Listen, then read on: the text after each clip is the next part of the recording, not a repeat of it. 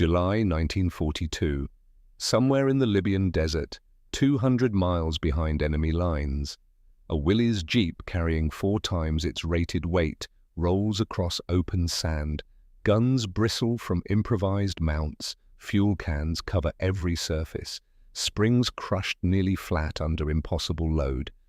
It looks like it should collapse. Instead, it's about to change warfare.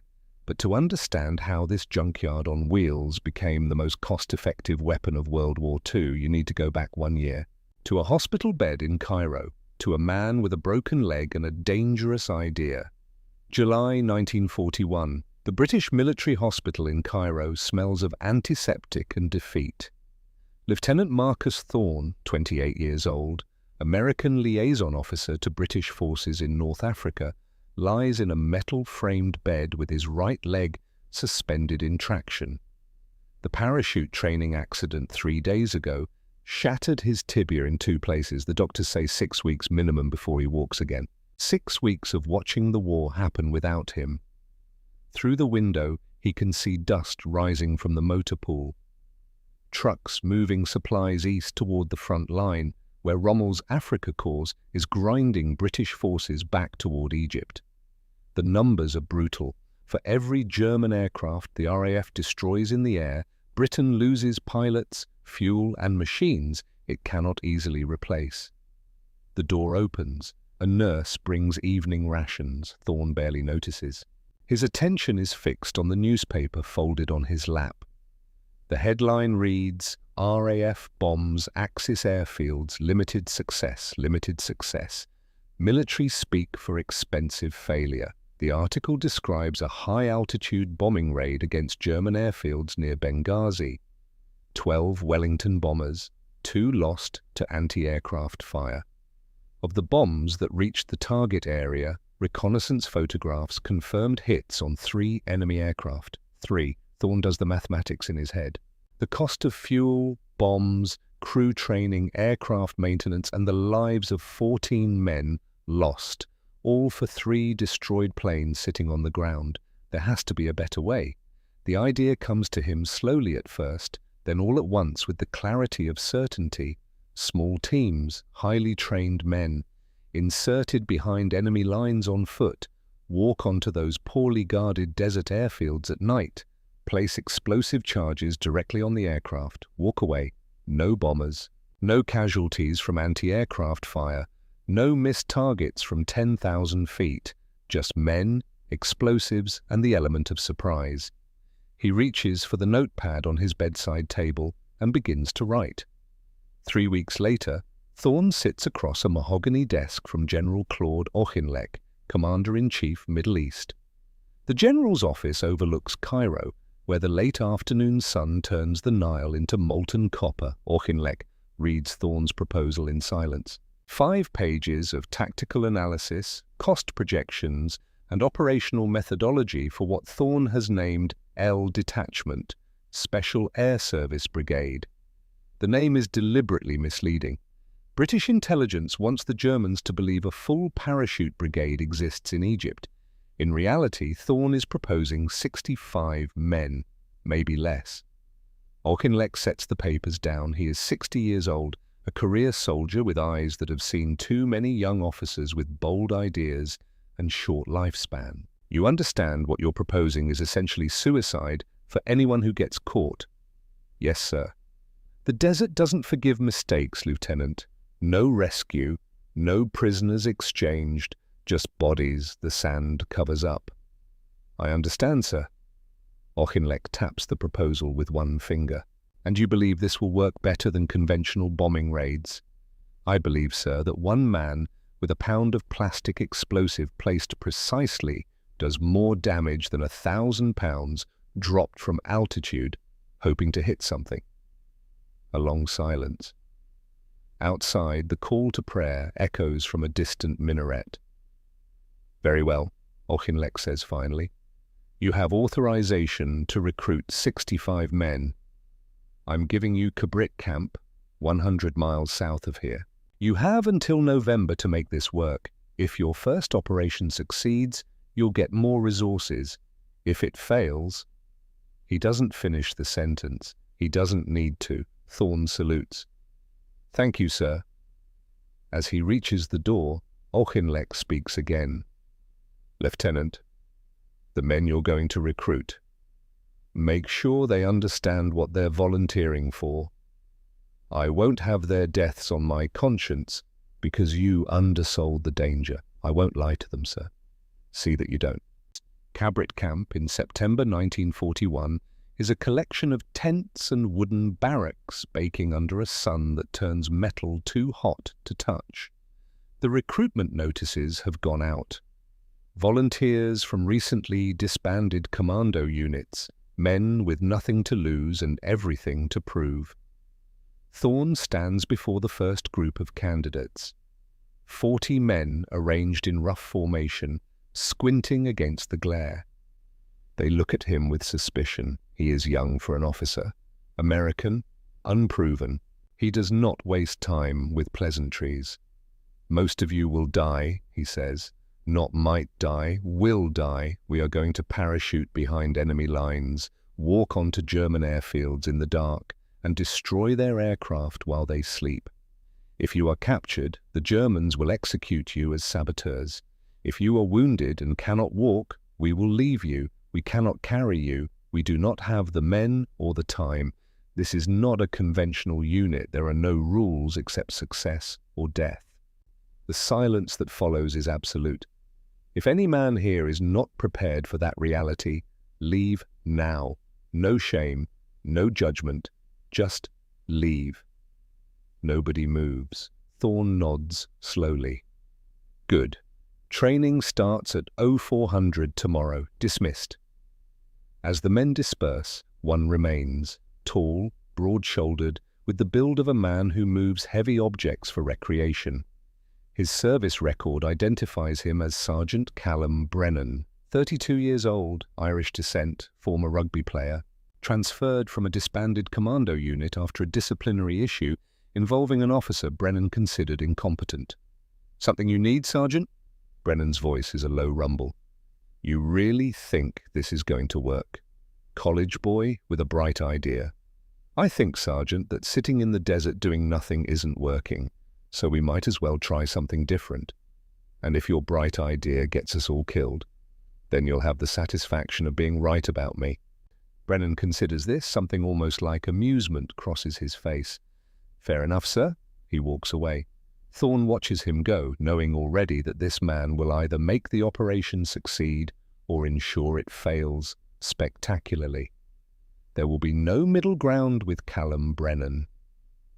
The training is relentless.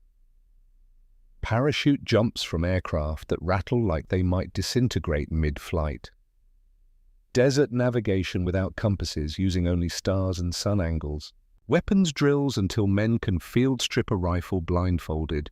Demolitions training with an emphasis on aircraft, fuel systems and engine vulnerabilities. And then there is Corporal Nathaniel Whitmore, 26 years old, a chemist before the war, educated at Cambridge.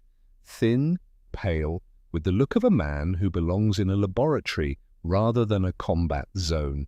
He should not be here. But he is, and he has brought something remarkable. Thorn first sees it in the demolitions tent, a small canvas bag containing what looks like lumps of grey clay wrapped in wax paper.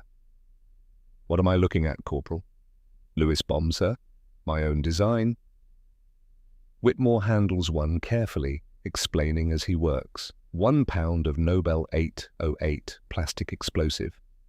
1/4 pound of thermite. Small amount of diesel oil to ensure sustained burning. Detonated by a time pencil fuse that can be set from 10 minutes to several hours. The thermite is the critical component, sir. Once ignited, it burns at over 4,000 degrees, hot enough to melt through aircraft aluminum and ignite aviation fuel on contact. The explosive provides the initial shock. The thermite ensures total destruction. Thorn picks up one of the devices. It weighs roughly a pound, light enough that a man could carry 30 or 40 without being overburdened. How reliable is the fuse? In testing, 97%. The only failures were due to moisture contamination. Keep them dry, they'll work. Show me. They walk to the testing range where a derelict truck sits in the sand. Whitmore places a Lewis bomb on the engine block, sets the time pencil, and they withdraw 50 yards. 8 minutes later, the bomb detonates with a sharp crack. Thermite ignites instantly, a brilliant white flare that melts through the engine block in seconds. The fuel tank catches. Within 30 seconds, the entire vehicle is engulfed. Thorne watches it burn. In his mind, he sees rows of German aircraft, each one a target, each one vulnerable. How fast can you make more of these? With proper materials, sir, perhaps 200 per week. Then get started, Corporal. We're going to need every one you can make. November 15th, 1941, the night before Operation Squatter. 55 men prepare equipment in the pre-dawn darkness. Parachutes checked and rechecked. Lewis bombs distributed, 20 per man. Water rations. Emergency medical supplies. Weapons. The plan is elegant in its simplicity. 2 aircraft will drop teams near German airfields at Gazala and Timimi. Under cover of darkness, the teams will infiltrate the perimeters, place charges on as many aircraft as possible, and withdraw to a rendezvous point where the long-range desert group will extract them in trucks.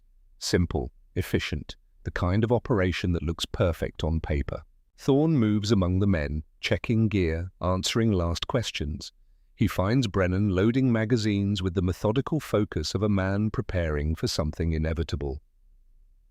How are the men? Scared, same as always before a jump, same as me. You don't look scared. Brennan looks up. That's because I'm good at hiding it, sir. They share a moment of understanding. Tomorrow, everything changes. Either the concept proves itself, or 65 men become a footnote in the long list of bad ideas that got soldiers killed. Near the aircraft, Thorne finds Whitmore conducting a final check of the Lewis bombs, each one wrapped carefully, fuses secured. Nervous, Corporal? Terrified, sir, but the chemistry is sound. If we get them to the targets, they'll work. When we get them to the targets, Whitmore manages a thin smile. Yes, sir, when? The engines start at 0300. Men board in silence. Thorne takes his position near the door of the lead aircraft, looking out at the darkness beyond Cabrit Camp. Somewhere out there, 200 miles to the west, German pilots sleep beside their aircraft. Tomorrow, if this works, those aircraft will be scrap metal and ash. If this works, the aircraft lifts off. The desert falls away below, invisible in the darkness. What happens next will be talked about for decades, though never in the way Thorne imagined. The flight proceeds normally for the first 90 minutes. Then the pilot's voice comes through the intercom, tight with concern. Weather ahead? Looks bad? Thorne moves to a window. In the east, the first hint of dawn reveals something that makes his stomach drop. A wall of sand and dust rising from the horizon. Dark brown shot through with amber where the rising sun catches it. A sandstorm. Moving fast, directly across their flight path, the pilot's voice again. We can turn back. Thorne knows what turning back means. Abort the mission, waste months of training, prove the skeptics right, go back to doing nothing while Rommel's aircraft strafe British positions at will. Continue to the drop zone. Sir, if we jump in that... I said continue. They enter the storm at 6,000 feet. The aircraft bucks and shudders. Sand particles rattle against the fuselage like bullets. Visibility drops to 0. The jump light goes red. Thorne positions himself at the door. Behind him, 54 men prepare to follow him into chaos. He can see nothing below. Just brown darkness and the scream of wind. The light turns green. He jumps. The slipstream catches him, spinning him sideways. The parachute deploys with a crack that feels like it might tear the harness from his shoulders. Then he is falling through a sandstorm that tears at his eyes and fills his lungs with grit. He cannot see the ground, cannot see other parachutes, cannot see anything. The landing, when it comes, is brutal. He hits hard, tumbles, the parachute dragging him across rock and sand before he manages to trigger the release. He lies still for a moment, taking inventory. Right ankle twisted, left shoulder screaming, face masked with sand and blood from a cut above his eye. But alive, he stands, or tries to. The ankle will not take his full weight. Around him, the storm howls. He pulls out his compass, but the needle spins uselessly. Magnetic interference from the storm, or damage from the landing. He has no idea where he is, no idea where the airfield is, no idea where his men are. He starts walking anyway, because stopping means dying. 3 days later, 21 men stagger into a rendezvous point 70 miles south of where they jumped. Not 55.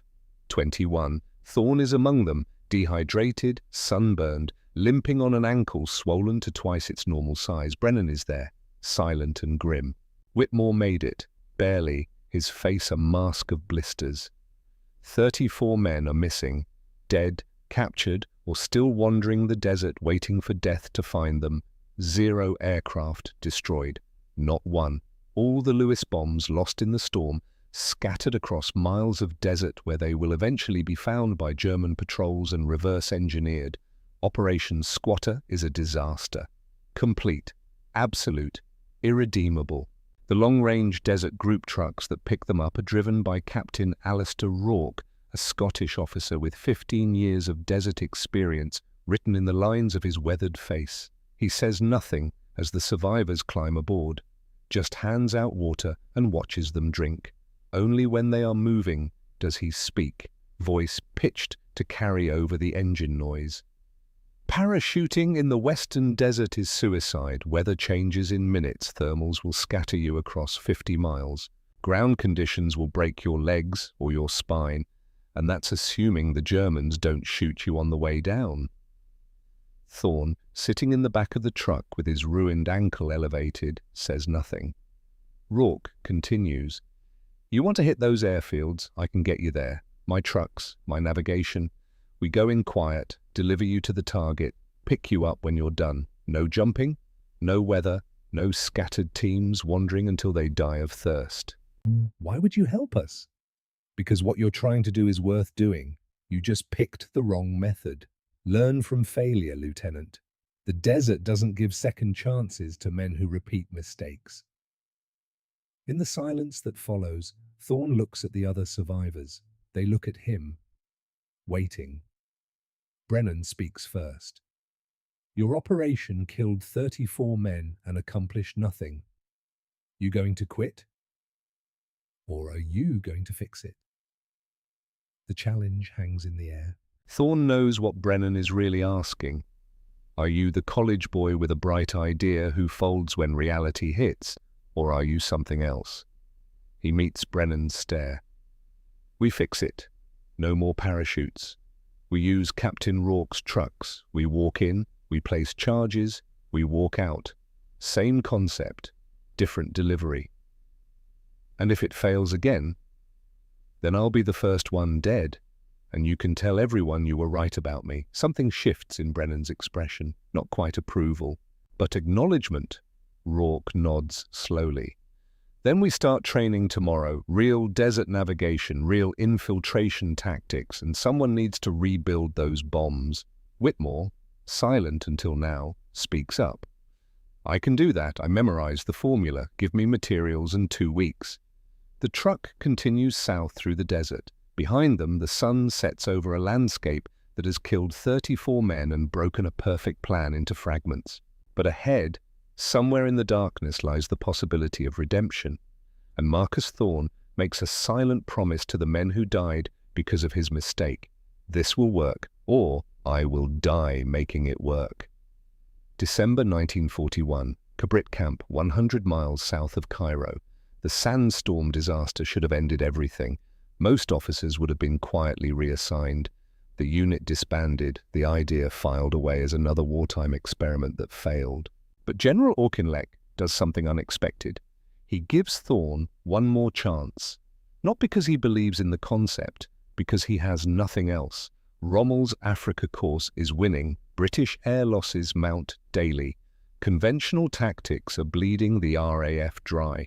A desperate commander will try desperate measures. The survivors of Operation Squatter return to Cabrit not as failures, but as men who have seen the worst and refused to quit. They train differently now, harder, with the focused intensity of soldiers who know exactly what failure looks like. Captain Alistair Rourke becomes a permanent presence at the camp. His long-range desert group trucks arrive twice a week, bringing desert survival expertise that cannot be learned from manuals. Navigation by stars, water conservation, reading sand patterns to predict weather. The thousand small skills that separate men who survive the desert from men who die in it. Thorne watches, learns, and plans. The concept remains unchanged. Small teams, explosive charges, aircraft destroyed on the ground. But the delivery method transforms. No more parachutes. The LRDG will insert teams by truck to within walking distance of target airfields. Teams infiltrate on foot, place charges, extract to rendezvous points. Simple, proven, survivable. Corporal Nathaniel Whitmore works 16-hour days rebuilding the Lewis bomb stockpile. He has memorized the formula, but creating the devices requires precision that cannot be rushed. Each bomb must be perfect. A single failure could mean a team caught in the open when their explosives fail to detonate. He works in a tent that reeks of chemicals and diesel fuel, assembling the components with the focus of a surgeon.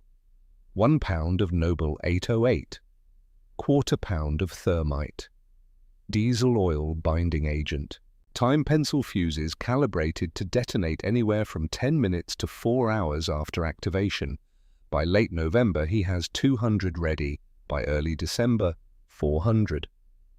Thorne visits the tent one evening, finding Whitmore hunched over a workbench, assembling another batch. How many can one man carry effectively? Whitmore doesn't look up. In testing, we found 30 is optimal. More than that, and mobility suffers. Less, and you're not maximizing destruction potential per man. And reliability? 97% in field conditions. The 3% failures are all moisture-related. Keep them dry, they work. Thorne picks up a completed bomb. 1 pound of precisely calibrated devastation. You realize what you've created, Corporal, the most efficient aircraft killing weapon in the war. I realize, sir, that I've created something that will burn men alive in their cockpits if they don't evacuate fast enough. The chemistry doesn't distinguish between enemy pilots and anyone else who happens to be near an aircraft when thermite ignites. The moral weight of it hangs between them. War doesn't offer clean solutions, Corporal. No, sir, it doesn't. Thorne sets the bomb down carefully. Keep building them. We need every one you can make. December 14th, 1941, 3 weeks after Operation Squatter failed. 6 men sit in the back of an LRDG Chevrolet truck as it rolls through the Libyan night. No lights, navigation by stars and compass, 60 miles from the nearest British position, 120 miles behind German lines. The target is Timimi Airfield. Intelligence reports 40-plus aircraft on the ground, mostly Junkers 87 Stukas and Messerschmitt 109 fighters, the same airfield they were supposed to hit during Operation Squatter before the sandstorm scattered the teams. Sergeant Callum Brennan leads this mission. Thorne wanted to go himself, but Auchinleck refused. The architect of Operation Squatter's failure is too valuable to risk until the new methodology proves itself. So Brennan goes instead with 5 men who trust him more than they trust Thorne's planning. Thorne stands in the operations tent at Cabrit, staring at a map, waiting for news that will either validate everything or confirm that he has been wrong from the beginning. Captain Rourke sits nearby, smoking, saying nothing. Hours pass. At 0400, a radio crackles to life. Rourke's navigator checking in from the extraction point. 5 words that change everything. Mission successful. All personnel accounted. Thorne feels something in his chest release. Not celebration, Not yet. Just the first breath after holding it too long. Damage assessment. The radio hisses, static. Then, team leader reports 24 aircraft confirmed destroyed. Fires visible from 10 miles out. 0 friendly casualties. The silence in the tent is absolute. 24 aircraft in one night by 6 men. 0 casualties. Rourke stubs out his cigarette. Congratulations, Lieutenant. Your concept just became viable. Brennan's team returns to Cabrit 36 hours later, exhausted, filthy, and triumphant. The after-action briefing is precise and detailed. Brennan describes it with the economy of a man reporting facts, not heroics. They approached Timimi on foot from the south. Security was minimal, one guard shack near the main perimeter. Sentries walking predictable patterns. The Germans and Italians had grown complacent. Why guard aircraft in the middle of nowhere, 200 miles from the nearest enemy? The team moved between rows of parked Stukas like ghosts. Each man carried 30 Lewis bombs. They placed charges in cockpits and on wings near fuel tanks, set the time pencils for 30 minutes. Moved to the next aircraft. Methodical, silent, efficient. 30 minutes gives you time to get clear before the world catches fire. They were 2 miles away when the first charge detonated, then another, then a chain reaction as aviation fuel ignited, spreading flames from one aircraft to the next. The night lit up like dawn. 24 confirmed destroyed, possibly more, but they counted only what they could verify. Thorne listens to the report with the careful attention of a man hearing proof of concept. But it's the detail Brennan mentions at the end that becomes legend. We ran out of bombs with 10 aircraft remaining, couldn't leave them operational, so we improvised. Improvised how, Sergeant?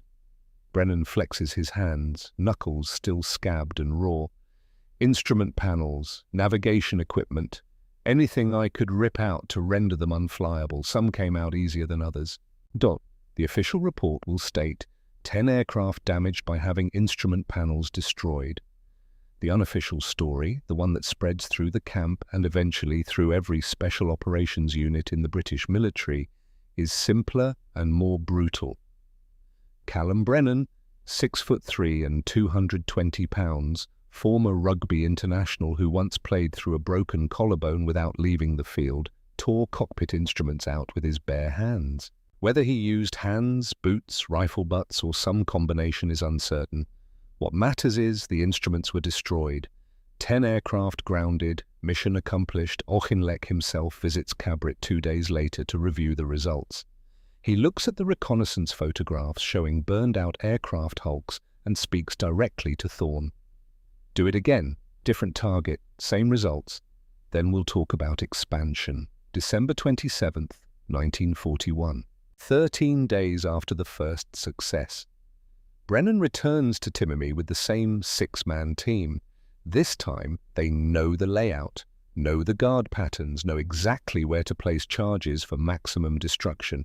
27 aircraft destroyed, 0 casualties. The concept has now proven itself twice. Auchinleck authorizes expansion. More men, more equipment, more targets. But success breeds adaptation. German intelligence begins receiving reports of mysterious fires at desert airfields. Aircraft destroyed without any sign of air raids. The phantom saboteurs leave no trace except ashes and melted aluminum. Rommel's staff implements new security protocols. Sentries posted near parked aircraft. Floodlights at key installations. Machine gun emplacements covering approaches to airfields. The easy victories are ending. January the 5th, 1942, Al-Assad Airfield. Sergeant William Fraser leads 5 men against a target intelligence rates as moderately defended. The mission follows the established pattern: LRDG insertion, foot approach, silent infiltration, charges placed, extraction. Fraser's team claims 37 aircraft destroyed. Post-war examination of Italian records will reveal the actual number was between 18 and 25. Still a significant success, but the overclaiming margin indicates something important. In darkness, under pressure, with limited time, accurate damage assessment is nearly impossible. Men count what they remember seeing. Fire spreads. Secondary explosions occur. The fog of war applies even to unopposed raids. But the strategic impact remains real. Every aircraft destroyed is one less bombing British positions. Every pilot grounded is one less threat. Rommel is being forced to pull resources from the front line to defend his rear areas. Infantry companies that should be fighting are instead guarding airfields. Anti-aircraft guns that should protect advancing columns sit static around aircraft parking areas.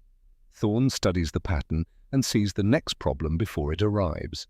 But first, the price of success. December the 30th, 1941, 3 days after Brennan's second Timimi raid, an LRDG convoy returning from a reconnaissance mission near Nephilia encounters a pair of Messerschmitt 110 fighters. The trucks scatter, but two-wheeled vehicles on open sand cannot outmaneuver aircraft. The first strafing run misses, the second does not. Corporal Nathaniel Whitmore, riding in the back of the lead truck, takes 3 rounds to the chest. He dies within minutes, blood soaking into the desert sand, the chemical formulas in his head dying with him. The news reaches Cabrit 6 hours later. Thorne receives the report alone in his tent. He reads it twice, as if repetition might change the words. Then he sets it down carefully and walks outside into the night. Brennan finds him an hour later, standing at the edge of camp, staring at nothing. "You heard about Whitmore?" "Yes." A long silence. "He saved the entire program," Thorne says finally. "Without his bomb, none of this works. Without his chemistry, we're just men with rifles trying to shoot aircraft to death." He knew the risks. Did he? Did any of them? Or did I sell them a dream and deliver a nightmare? Brennan considers this. Whitmore volunteered, same as all of us. He could have stayed in England, worked in a laboratory, lived through the war making explosives for other people to die with. He chose to be here. That was his decision, not yours. 34 men died in Operation Squatter because I made a bad call. Now Whitmore is dead because I made a good one that worked well enough to make the Germans adapt. How many more die before I run out of ideas? As many as it takes. That's war, sir. You didn't invent it. You're just trying to win it with fewer casualties than the other methods. Whitmore understood that. He'd tell you to stop feeling sorry for yourself and finish what he started. The brutal honesty of it cuts through Thorne's guilt, not healing it, just forcing it to coexist with necessity. We need to recreate his formula, the exact mixture. Can anyone— I watched him work, Brennan interrupts, took notes. Figured I should learn in case something happened to him. I can teach others. It won't be as elegant as Whitmore's version, but it'll work. Thorne looks at him with something like gratitude. Thank you. Don't thank me. Just make sure his death meant something. Make sure all their deaths mean something. They stand in silence under a sky full of stars that Whitmore will never see again. January the 15th, 1942. Operations Tent, Cabrit. Thorne spreads reconnaissance photographs across a planning table. Rourke and Brennan stand on either side, studying what the images reveal. Floodlights at every major Axis airfield, guard posts near individual aircraft, increased patrols. In some photos you can see machine gun positions with clear fields of fire across the approaches. They've adapted, Rourke says. Silent infiltration is going to cost us men now. Guards are alert. One shot fired, and every sentry in the area converges. Brennan points to a photo showing a row of Messerschmitt 109s, each with a guard posted nearby. We can still do it. Just means we knife the sentries first, then place charges. And when one guard misses his check-in, Thorne shakes his head. The alarm goes up while we're still in the middle of the airfield. We'd be caught in the open. So what's the alternative? We change methodology again. Substitute speed for stealth, firepower for silence. The concept comes to Thorne fully formed, the way the original idea came to him in that hospital bed 8 months ago, an evolution born from necessity. We need weapons that can destroy aircraft from a moving vehicle, something with enough rate of fire to cripple multiple targets in seconds. We mount them on trucks, drive straight through the airfield, shoot everything that moves, get out before they can organize a response. Rourke considers this. Rourke, the LRDG Chevrolets aren't built for that kind of combat. Two-wheel drive, heavy, slow to maneuver. They're reconnaissance vehicles, not assault platforms. Then we need different vehicles, something lighter. Four-wheel drive, fast. Like what? Thorne pulls out a supply manifest he requested 3 days ago. American equipment arriving in Egypt to support British operations. Most of it is standard. Trucks, half-tracks, artillery. But one item catches his attention. Willys MB Jeeps, 4-cylinder engine, 4-wheel drive, top speed, 65 miles per hour, designed to carry 4 men, and light equipment. We've got 30 of them sitting in a depot in Cairo, waiting for assignment. You want to mount machine guns on jeeps and drive them through enemy airfields? I want to create a weapons platform that can deliver overwhelming firepower faster than the enemy can respond. The jeep is small enough to weave between parked aircraft, fast enough to outrun pursuit, and if we mount the right weapons, lethal enough to turn an entire airfield into scrap metal in 15 minutes. Brennan is silent for a long moment. Then, what weapons? Vickers K-guns, aircraft defensive weapons. The RAF is phasing them out in favor of belt-fed Brownings. There are dozens of obsolete bombers sitting in Egyptian scrapyards, Bristol Blenheims, Fairy Battles, all armed with Vickers K-guns that are officially unaccounted for in quartermaster records. And you think this will work because the Vickers K was designed to shoot down aircraft. If it works in the air, it'll work on the ground.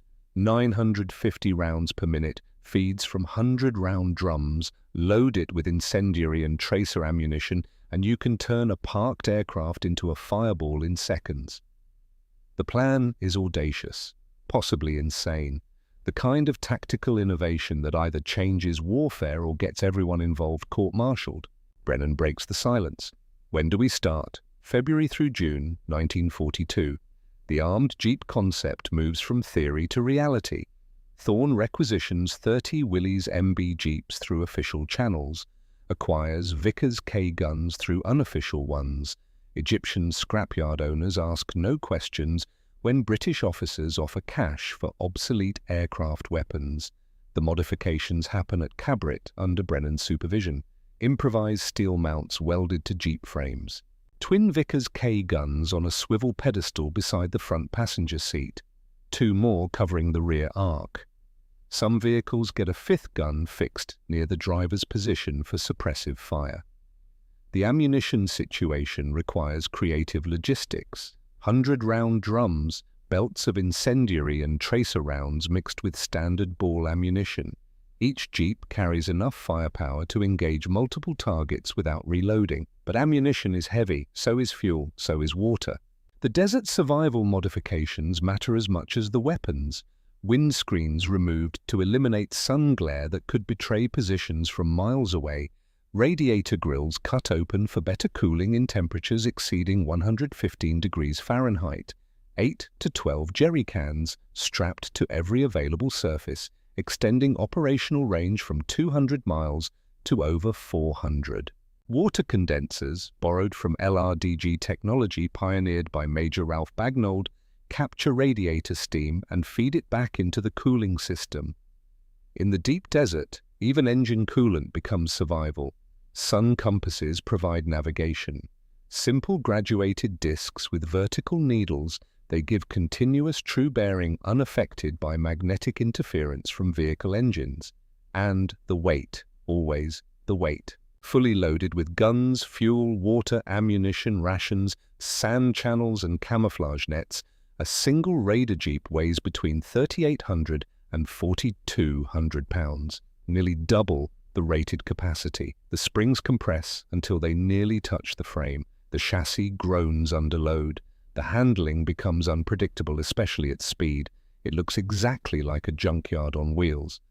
But the mathematics work. Each Vickers K gun can fire nearly 16 rounds per second. 5 guns per vehicle means 80 rounds per second.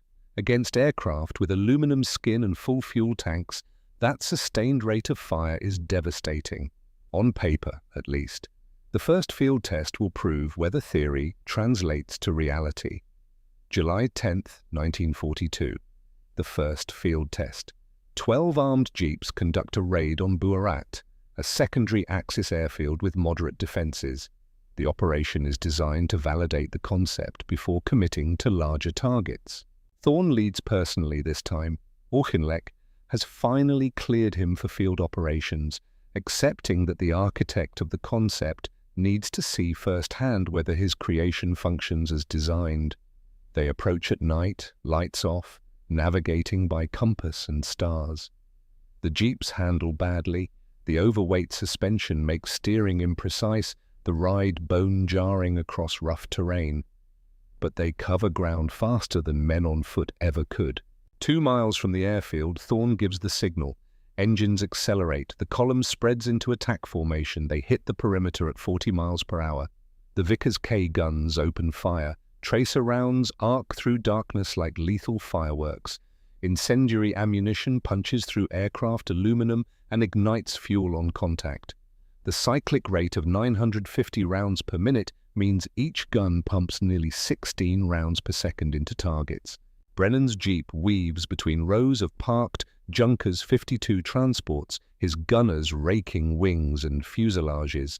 Fuel tanks rupture. Thermite-loaded rounds ignite aviation gasoline. Aircraft burn with the intensity of magnesium flares. Thorn's vehicle engages a line of Messerschmitt 109 fighters. The rear gunners methodically work down the row, left to right, putting sustained bursts into each cockpit and engine. Metal shreds, glass shatters, fire spreads from one aircraft to the next. The Germans respond, but too slowly. By the time machine gun positions orient on the attackers, the jeeps are already moving to new positions. The speed and maneuverability make them nearly impossible to target effectively in darkness.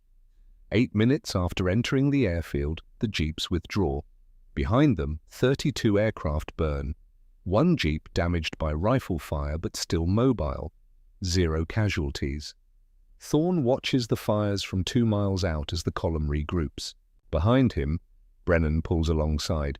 It works. Not a question, a statement of fact. Yes, it works. The concept has proven itself.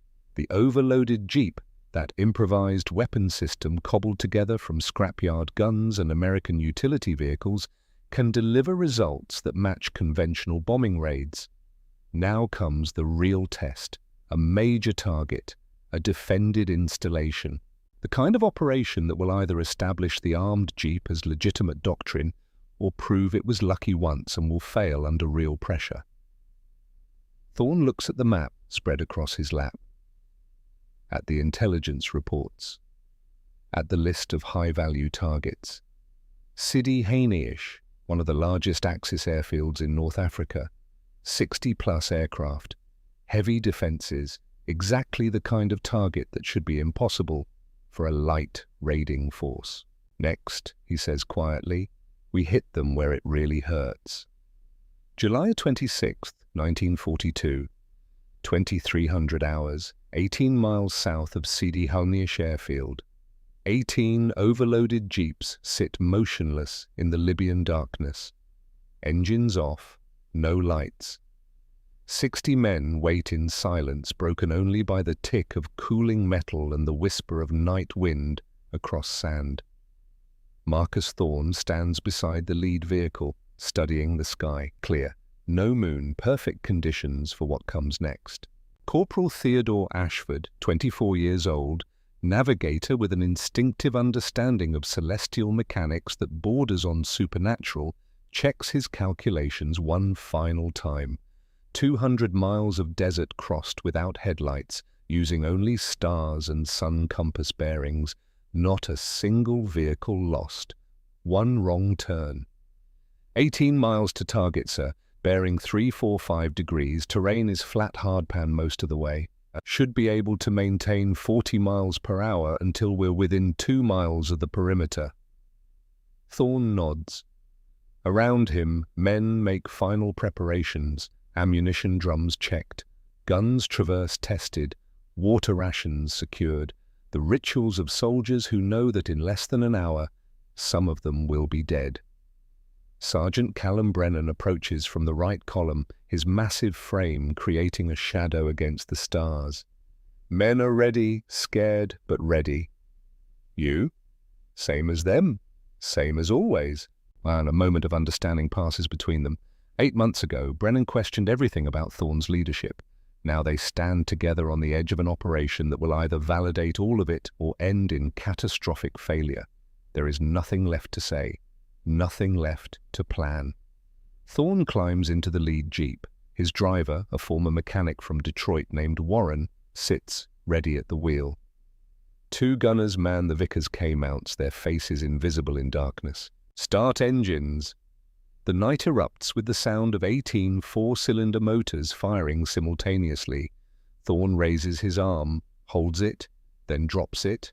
The column moves forward. They cover the first 15 miles in 22 minutes, no headlights, navigation by instinct and starlight.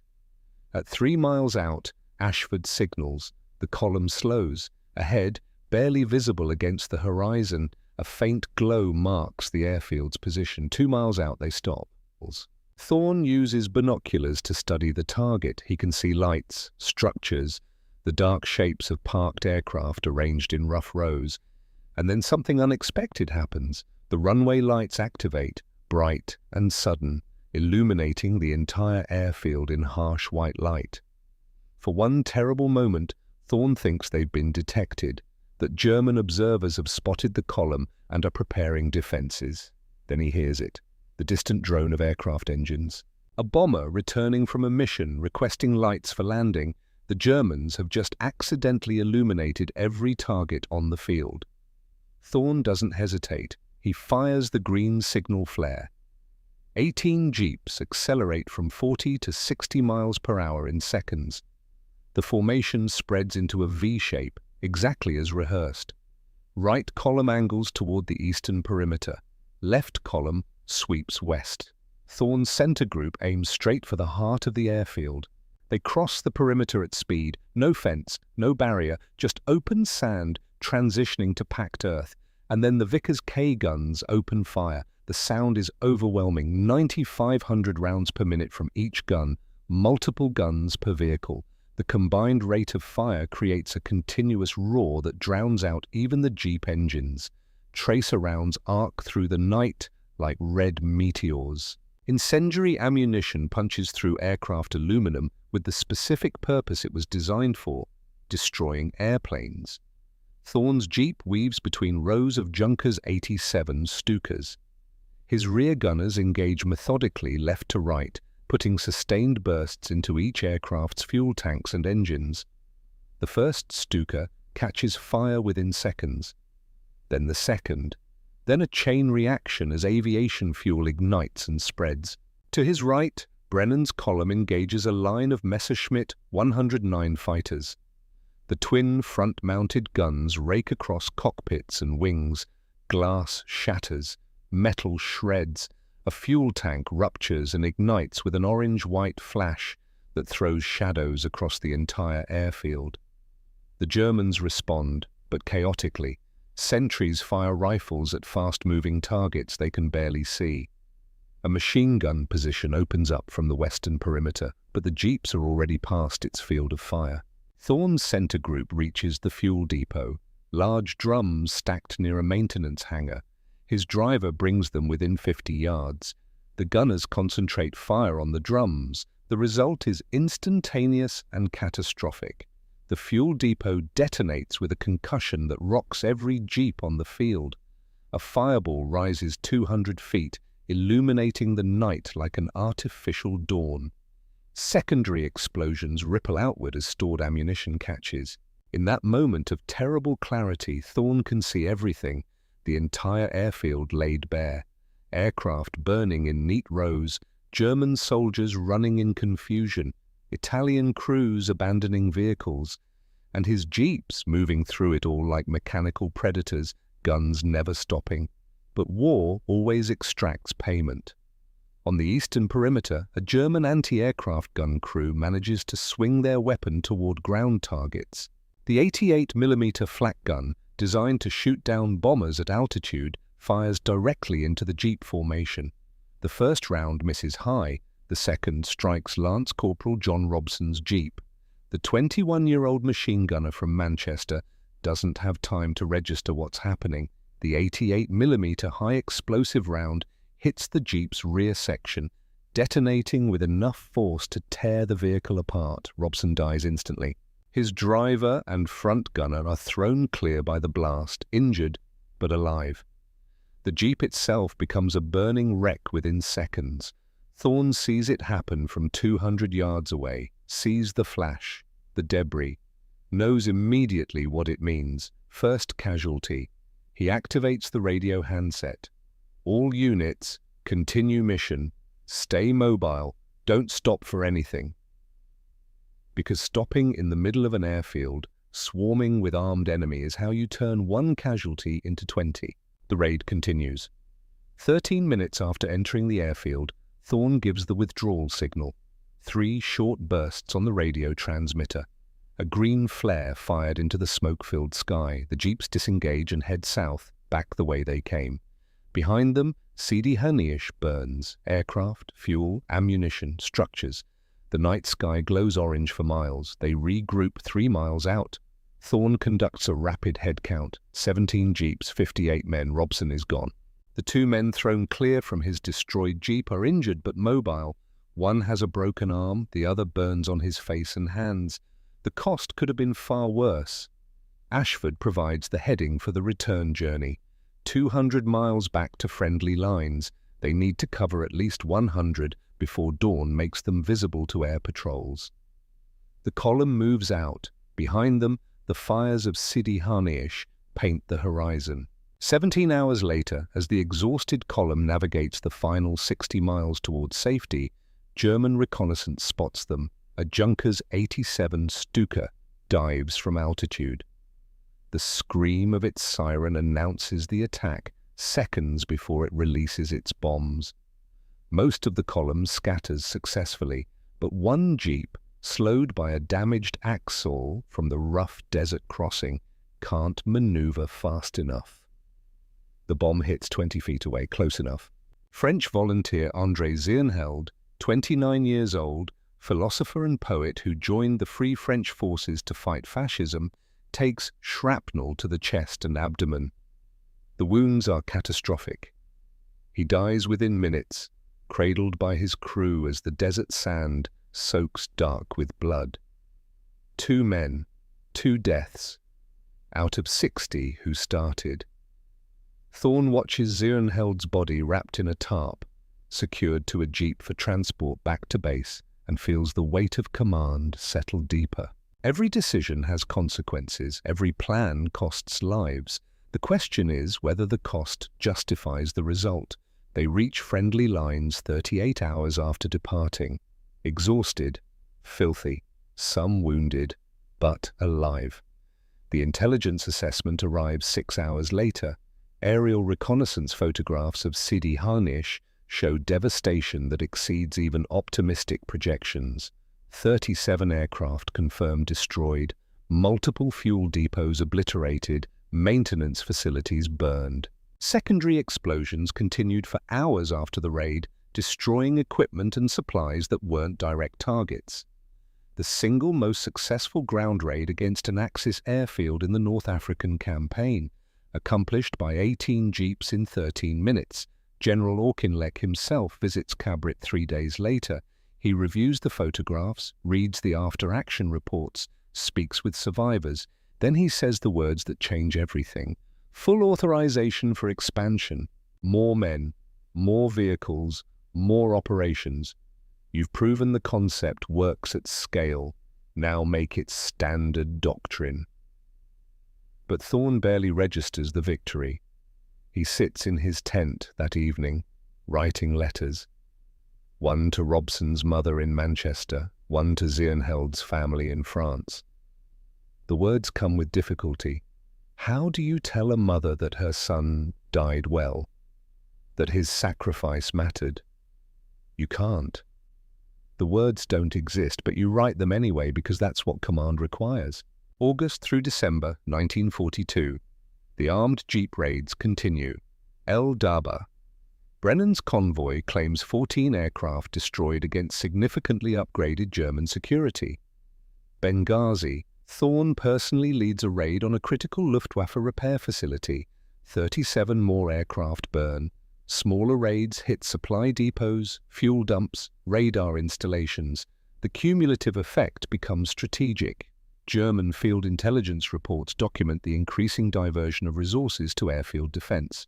Infantry companies pulled from the front line, anti-aircraft guns repositioned to protect rear areas, mobile patrols dedicated to hunting the phantom raiders. Every guard posted on an aircraft is a soldier not fighting at the front. Every searchlight installed is resources diverted from offensive operations. Rommel is being forced to weaken his attacking forces to protect his rear. By late 1942, intelligence estimates suggest British Special Forces have destroyed between 250 and 370 Axis aircraft on the ground.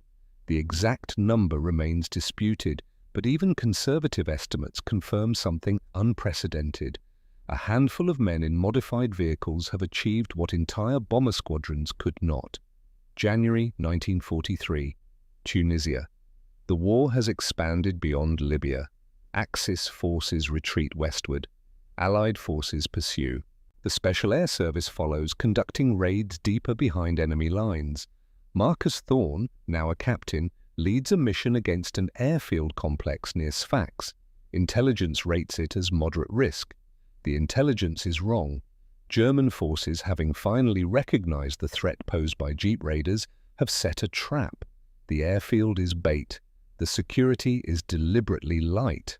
And when Thorn's column enters the perimeter, they find not sleeping aircraft, but alert infantry companies waiting in prepared positions. The ambush is textbook perfect. Thorn recognizes it immediately and orders withdrawal, but escape routes are already cut off. His jeeps fight their way out through a gauntlet of small arms and machine gun fire. Most make it. Thorn's doesn't.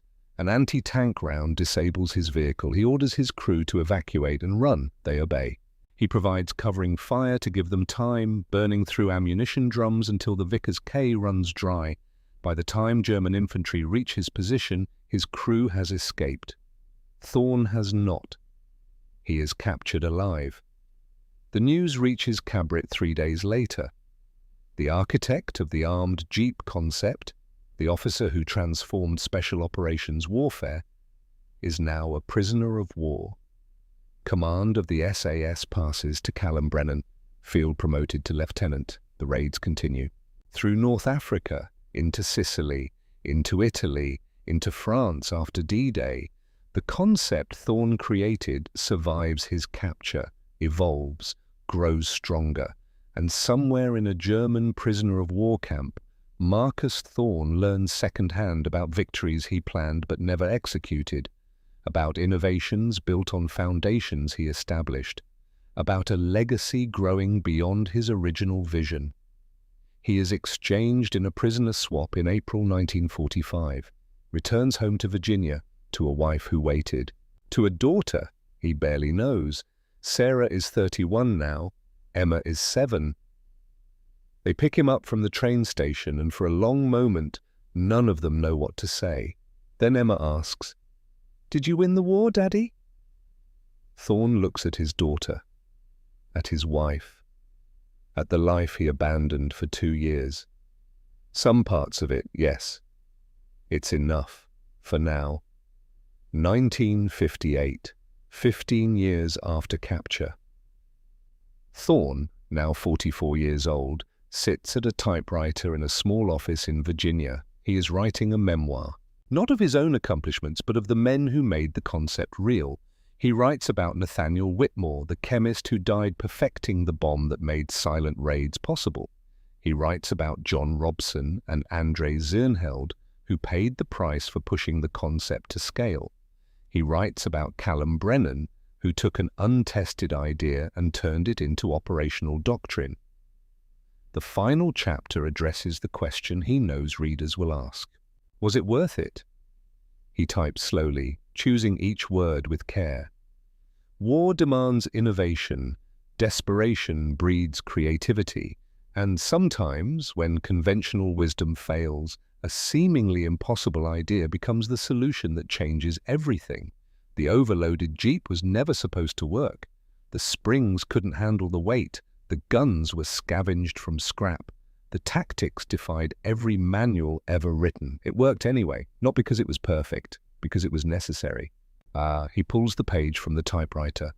The manuscript is complete, but before he sends it to the publisher, there's something he needs to do. 3 hours north of Virginia, a military cemetery outside Boston, row 17, grave 42.